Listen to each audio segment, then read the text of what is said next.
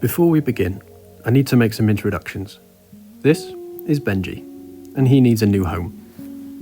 This is a log of spalted beech that my dad rescued from the burn pile.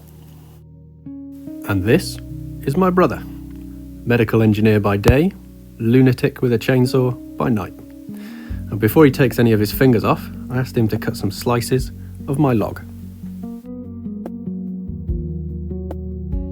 Benji, being the glorious 10-point stag that he is, needs a board to be mounted on to reflect his majesty.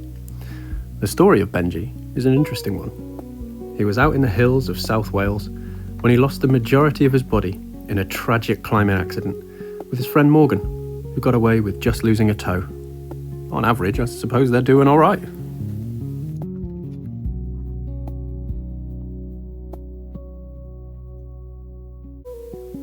Now in his new home in the big city, he needs somewhere to call his own.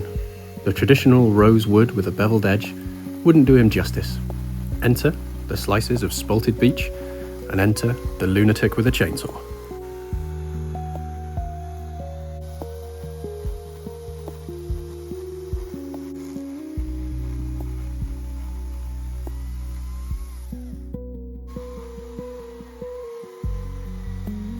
I'm getting the chainsaw-wielding lunatic to cut me 2 slices, as I have absolutely no idea how this wood is going to react when it's cut away.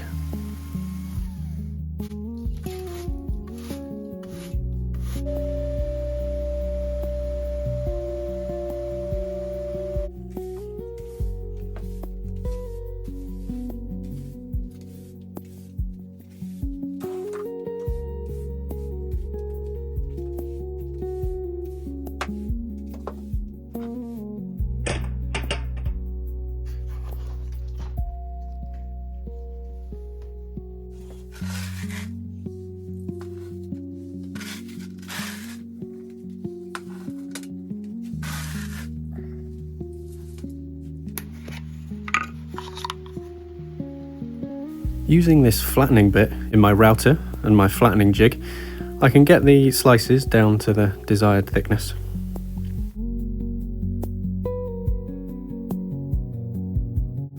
As you can see, this creates a lot of sawdust.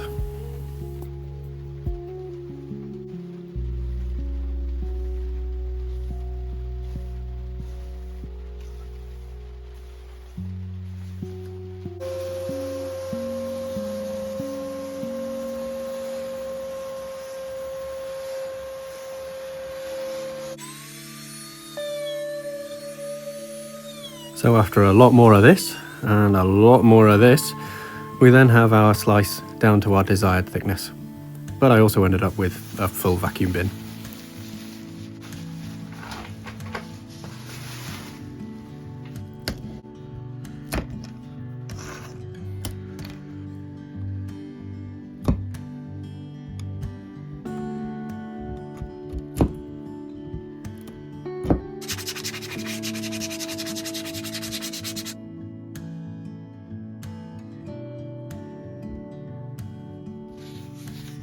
Normally, I would use white spirit to clean off any remaining dust, but this wood is so porous, it just sucked it all up like a sponge.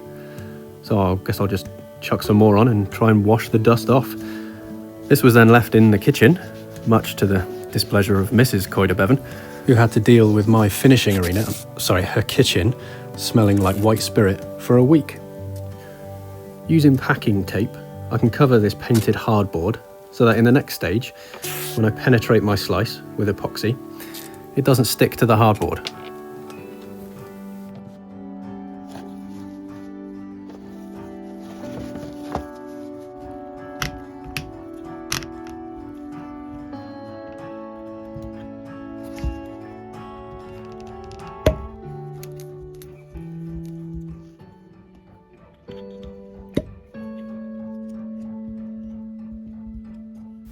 Mixing the epoxy in a 1-to-1 ratio in my handy pea and ham soup container, and then I can let all the air bubbles come out.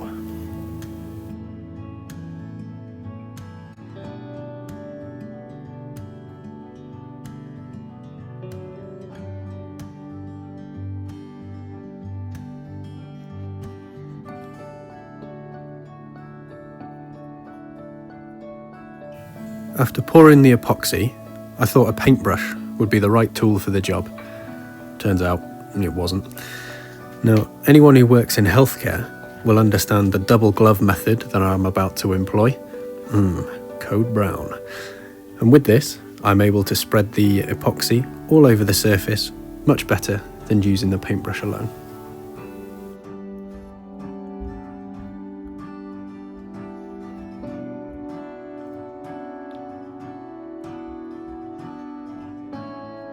The paintbrush was good for doing around the edges and getting into all those cracks though.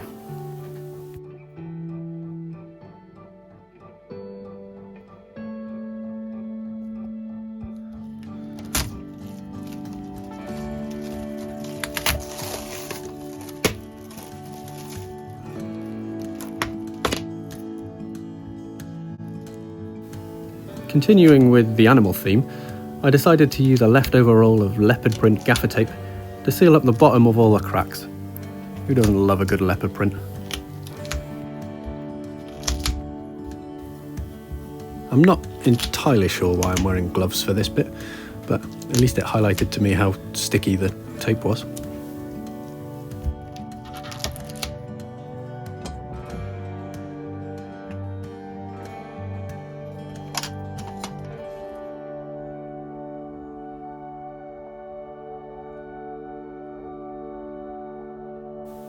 I'm going to fill the cracks with black epoxy, so I'll use some cork to make some dams to stop this all spilling all over my table.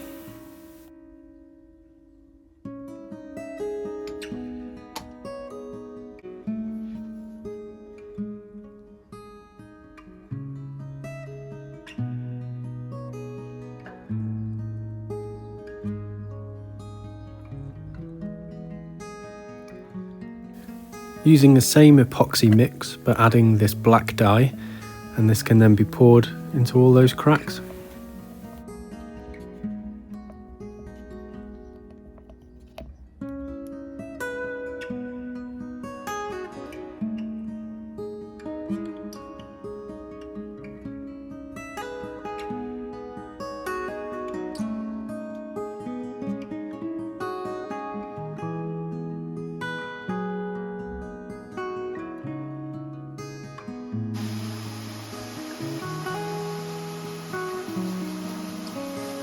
After sanding flat, there were some new cracks and some areas that hadn't taken in as much epoxy as other areas, so another coat of epoxy was applied.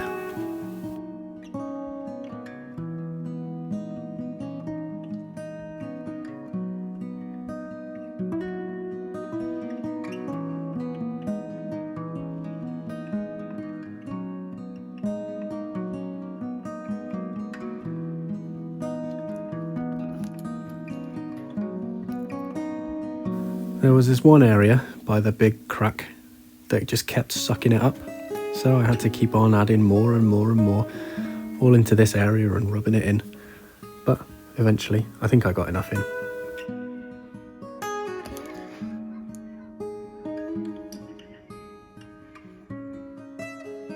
You can see in the reflection where it's much less shiny, where it hasn't quite taken in as much as the other areas, but I think it'll be alright.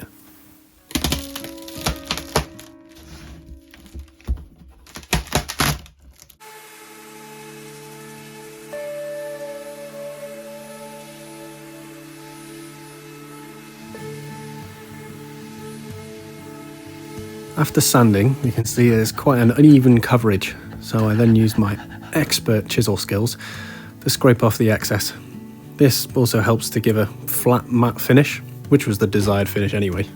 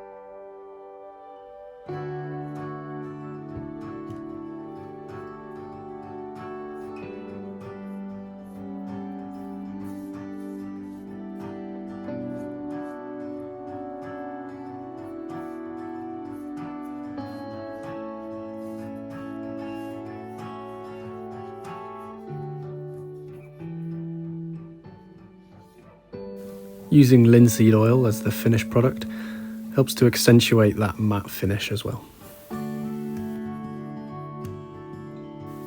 In a last-minute decision, I decided that I should probably do some proper woodwork rather than just messing about with plastic. So I'll use this cut-off of a piece of sycamore to make a nameplate.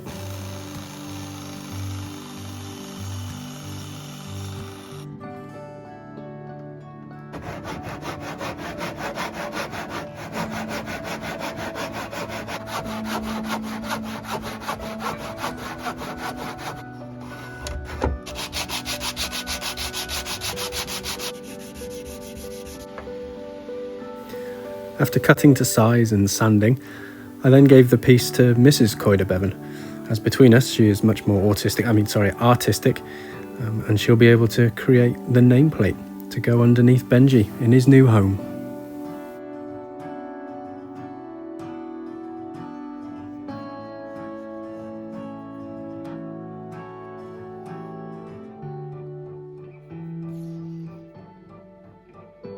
After marking the letters, she can then use the Pyrography tool to burn them into the surface of the wood.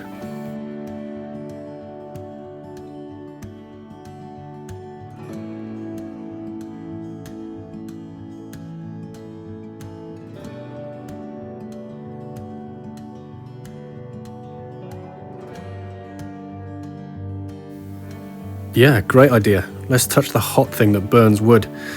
Fortunately, she was fine and she was able to continue burning in the wood while she still had all of her fingers.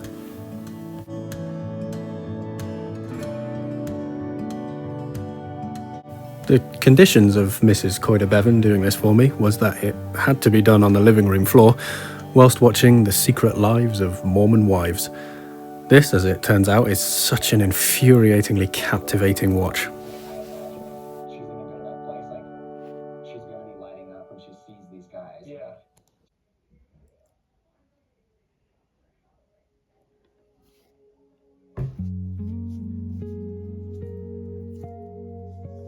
Back into the kitchen, or finishing arena, to again finish with linseed oil.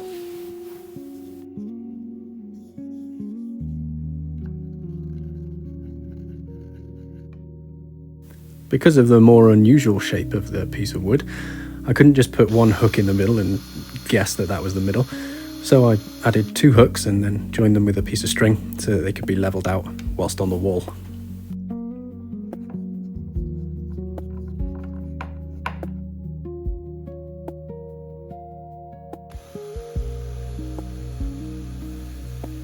Turns out I can't drill square at all, but should be alright.